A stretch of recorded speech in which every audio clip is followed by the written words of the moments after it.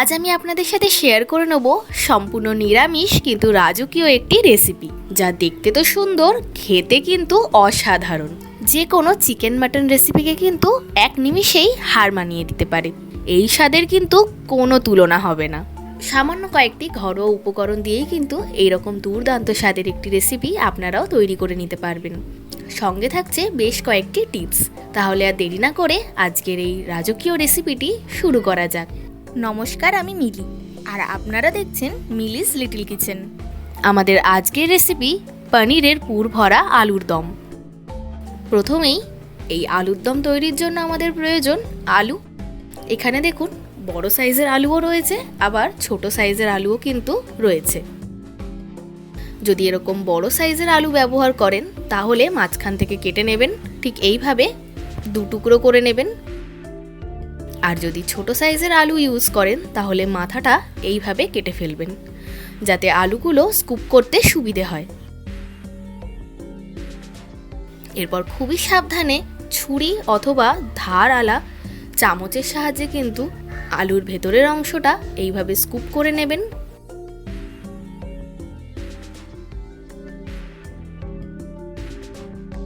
এই কাজটি কিন্তু একদমই কঠিন নয়, একটু ধৈর্য ধরে করলেই কিন্তু দেখবেন খুব সুন্দরভাবে আলুর ভেতরের অংশটা স্কুপ হয়ে বেরিয়ে আসছে। এইভাবে আস্তে আস্তে ঘুরিয়ে ঘুরিয়ে কিন্তু আলুর ভেতরের অংশগুলো বার করে দেবেন। আলুর সাইডটা খুব বেশি পাতলা করবেন না, আবার খুব বেশি মোটাও রাখবেন না।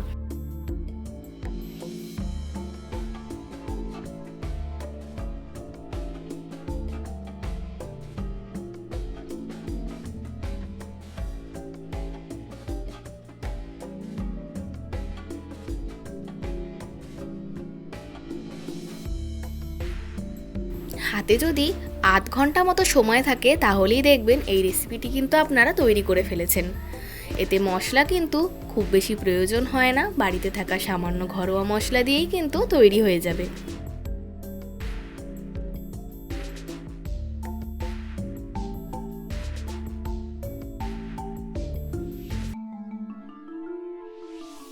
দেখুন তাহলে এইভাবে আলুগুলো আপনারা স্কুপ করে নেবেন। এবার সবকটি আলু দেখুন স্কুপ করা হয়ে গেছে। এবার এই স্কুপ করা আলুর ভেতরের অংশগুলো দেখুন, এগুলো আপনারা ফেলে দেবেন না। আপনারা চাইলে তরকারি বা ভাজা করে নিতেই পারেন, তবে আমি একটি নতুন ধরনের রেসিপি আপনাদের সাথে শেয়ার করে নেব।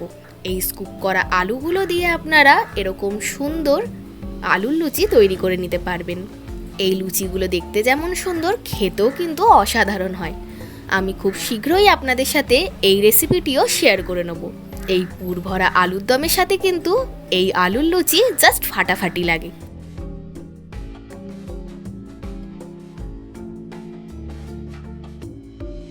এবার আমাদের রান্নায় ফিরে যাওয়া যাক। একটি পাত্রে দিয়ে দেবেন বেশ খানিকটা জল, দিয়ে দেবেন সামান্য পরিমাণে লবণ। এরপর ভালোভাবে মিশিয়ে নিয়ে স্কুপ করে রাখা আলুগুলো কিন্তু ভাপানোর জন্য দিয়ে দিতে হবে, এবং ওপর থেকে একটি প্লেট চাপা দিয়ে দেবেন। মোটামুটি 10 থেকে 15 মিনিট মিডিয়াম ফ্লেমে এইভাবে ভাপিয়ে নেবেন। দেখবেন আলুগুলো খুব সুন্দরভাবে সেদ্ধ হয়ে গেছে।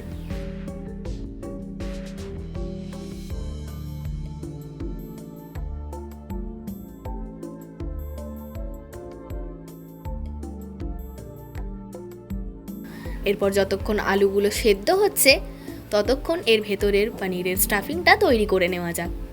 এখানে লাগছে প্রায় 100 থেকে 150 গ্রাম মতন পনির। এই পনিরের মধ্যে দিয়ে দেবেন কাজু এবং কিশমিশ কুচি, আর কিছুটা রেখে দেবেন গ্রেভি তৈরির জন্য। এরপর এতেই দিয়ে দেবেন সামান্য একটু ধনেপাতা কুচি, আর দিয়ে দেবেন স্বাদ অনুযায়ী লবণ, দিয়ে দেবেন গোলমরিচ গুঁড়ো, আর দিয়ে দেবেন শুকনো লঙ্কা গুঁড়ো। সবকিছুই কিন্তু আপনারা স্বাদ অনুযায়ী এখানে দিয়ে দেবেন। আপনারা চাইলে কাঁচা লঙ্কা কুচিও কিন্তু ব্যবহার করতে পারেন। এরপর দেখুন এখানে রয়েছে চিজ। একটু চিজ গ্রেট করে কিন্তু এখানে দিয়ে দেবেন, তাহলে ফিলিংটা কিন্তু বেশ ক্রিমি একটা ব্যাপার আসবে এবং মুখে দিলেই বেশ সুন্দরভাবে কিন্তু মিশে যাবে। এরপর বেশ খানিকটা চিজ এখানে গ্রেট করে দিয়ে দেবেন।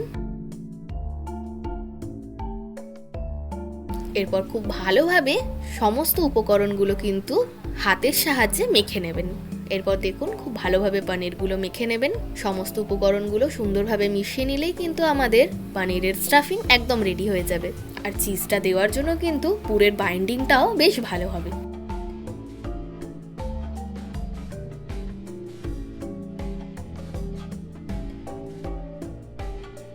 এরপর আলুর দমের গ্রেভির জন্য একটি মশলা তৈরি করে নিতে হবে, যার জন্য প্রথমেই মিক্সিতে দিয়ে দেবেন আদা। এরপর এরই মধ্যে দিয়ে দেবেন টমেটো কুচি এবং কাঁচা লঙ্কা কুচি। একটি ছোট সাইজের টমেটো এবং 7 থেকে 8টা কাঁচা লঙ্কা দিয়েছি।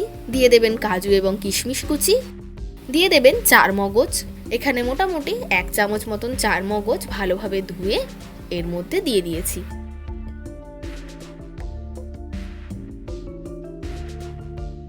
এরপর এরই মধ্যে দিয়ে দেবেন 2 চামচ মতন ফ্যাটানো টক দই।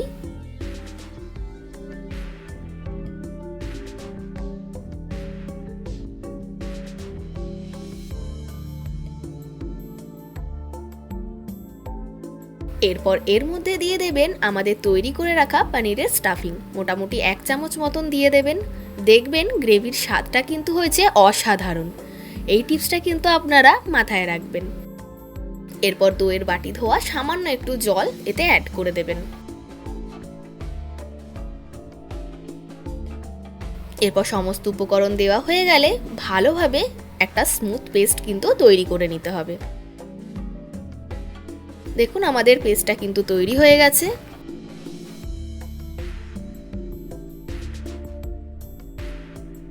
এরপর এতক্ষণে আমাদের আলুটাও মোটামুটি সেদ্ধ হয়ে এসছে। আলুটা যেহেতু প্রথম থেকে স্কুপ করা, তাই এর চামড়া অলরেডি পাতলা হয়ে গেছে, তাই সেদ্ধ হতে কিন্তু খুব বেশি সময় লাগবে না। এরপর কড়াইতে দিয়ে দেবেন সর্ষের তেল। তেলটা একটু গরম হয়ে গেলে আমাদের সেদ্ধ করে রাখা আলুগুলো কিন্তু ভেজে নিতে হবে। আমার এখানে মোট 12 পিস আলু রয়েছে, তাই আমি ছটা ছটা করে দুবারে আলুগুলো ভেজে নেব। আপনারাও কিন্তু অল্প অল্প করেই আলুগুলো ভাজবেন। এই আলু ভাজার সময় কিন্তু আলাদা করে নুন বা হলুদ দেওয়ার কোনো প্রয়োজন নেই। মোটামুটি দুটো পিঠ একটু লাল লাল করে ভেজে নেবেন। মিলিস লিটল কিচেনে যদি আপনারা নতুন হয়ে থাকেন, তবে অবশ্যই চ্যানেলটিকে সাবস্ক্রাইব করে বেল আইকনটি ক্লিক করে দেবেন, যাতে এই চ্যানেলে হওয়া সমস্ত রান্নার আপডেট সবার আগে আপনাদের কাছে পৌঁছে যায়। এবং আমার ফেসবুক পেজটিকেও ফলো করার অনুরোধ রইল। এরপর দেখুন আলুগুলো কিন্তু ভাজা হয়ে গেছে, এক এক করে তুলে নিলাম।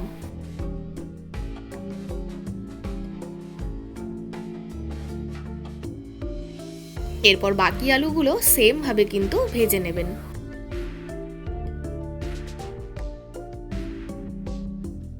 সমস্ত আলুগুলো ভাজার পর একটু ঠান্ডা করে নেবেন। দেখুন কি সুন্দরভাবে আলুগুলো কিন্তু ভাজা হয়েছে। বেশ এরকম গোল্ডেন ব্রাউন করে কিন্তু ভেজে নেবেন।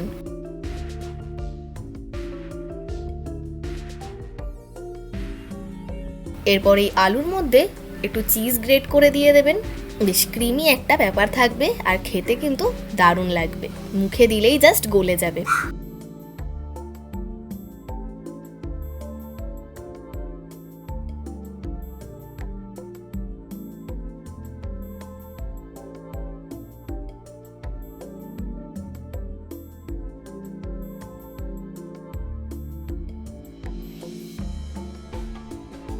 এরপর ভেজে রাখা আলুগুলোর মধ্যে পনিরের স্টাফিংটা এইভাবে ভরে দেবেন।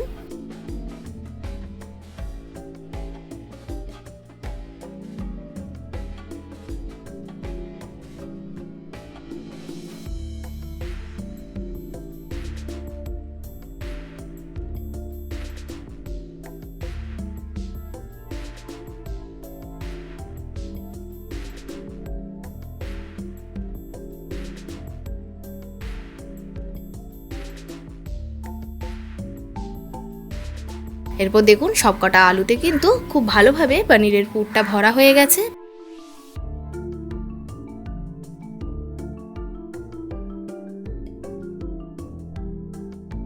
এরপর অলরেডি আলু ভাজার তেল রয়েছে, তাতে সামান্য পরিমাণে একটু সাদা তেল অ্যাড করে দেবেন। এরপর তেলটা গরম হয়ে গেলে এখানে দিয়ে দেবেন কিছু গোটা গরম মশলা, যেমন দারচিনি, এলাচ, লবঙ্গ, শাহি গোলমরিচ আর লাগছে শুকনো লঙ্কা। এরপর সমস্ত গোটা গরম মশলাগুলো দেওয়ার পর কিছুক্ষণ একটু তেলে ভেজে নেবেন। এর ফ্লেভারটা যখন বেরিয়ে আসবে তখন কিন্তু এতে অ্যাড করে দিতে হবে আমাদের আলুর দমের জন্য তৈরি করে রাখা গ্রেভির মশলা, যার মধ্যে পড়ছে আদা, টমেটো, কাঁচা লঙ্কা, কাজু কিশমিশ, চারমগজ, টক দই। এরপর খুব ভালোভাবে গ্রেভির মশলাটা একটু কষিয়ে নেবেন। 2 থেকে 3 মিনিট এইভাবে মিডিয়াম ফ্লেমে কিন্তু মশলাটা কষিয়ে নিতে হবে।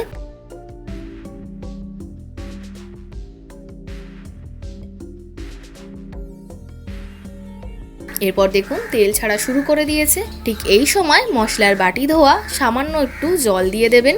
মোটামুটি 1 কাপ মতন জল এখানে অ্যাড করে দেবেন।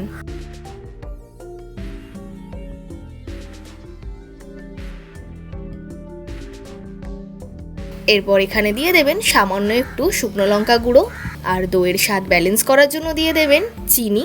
স্বাদ অনুযায়ী একটু লবণ অ্যাড করে দেবেন। যে কোনো নিরামিষ রান্না কিংবা আলুর দম একটু মিষ্টি মিষ্টি হলেই কিন্তু খেতে ভালো লাগে। আপনারা যারা মিষ্টিটা অ্যাভয়েড করতে চান তারা এখানে চিনি নাই দিতে পারেন। অলরেডি আমরা কিশমিশ দিয়েছি, তার জন্য কিন্তু কিছুটা মিষ্টি হবে। এরপর গ্রেভিটা খুব ভালোভাবে মেশাতে থাকলেই দেখবেন এর কালারটা আস্তে আস্তে চেঞ্জ হয়ে যাচ্ছে আর কিছুটা ফুটেও এসছে। ঠিক এই সময় পুর ভরা আলুগুলো কিন্তু এখানে বসিয়ে দেবেন।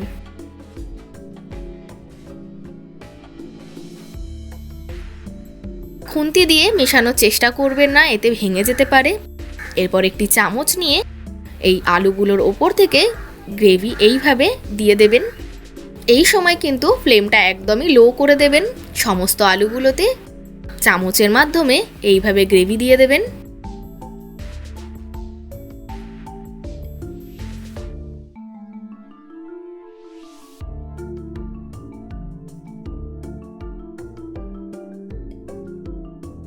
এরপর ওপর থেকে দিয়ে দেবেন সামান্য একটু ধনেপাতা কুচি, আর দিয়ে দেবেন 1 চামচ মতন ঘি।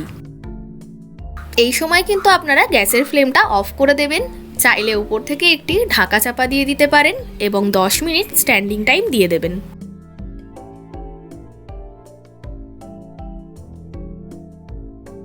ব্যাস দেখুন আমাদের পুর ভরা আলুর দম কিন্তু একদম রেডি।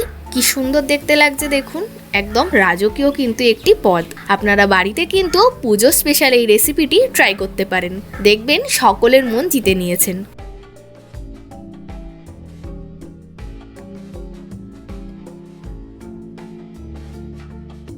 আমি আপনাদের একটি কেটে দেখাচ্ছি কতটা সফট হয়েছে আলুগুলো দেখুন, আর ভেতরে পুরটাও কিন্তু যথেষ্ট রয়েছে। এই রেসিপিটি লুচি, পরোটা অথবা পোলাওর সাথে কিন্তু দারুণভাবে যাবে। তাহলে আর দেরি না করে এই রেসিপিটি তৈরি করে ফেলুন আর বাড়ির সকলকে তাক লাগিয়ে দিন। আবার আপনাদের সাথে আমার দেখা হবে নেক্সট ভিডিওতে নতুন একটি রান্নার সঙ্গে। আপনারা ভালো থাকবেন, সুস্থ থাকবেন এবং এইভাবেই আমাকে সাপোর্ট করে যাবেন। আমার আজকের এই রান্নাটি যদি আপনাদের ভালো লেগে থাকে এবং সহজ বলে মনে হয়ে থাকে তাহলে অতি অবশ্যই একটি লাইক দিয়ে যাবেন এবং কমেন্ট করে জানাতে কিন্তু ভুলবেন না।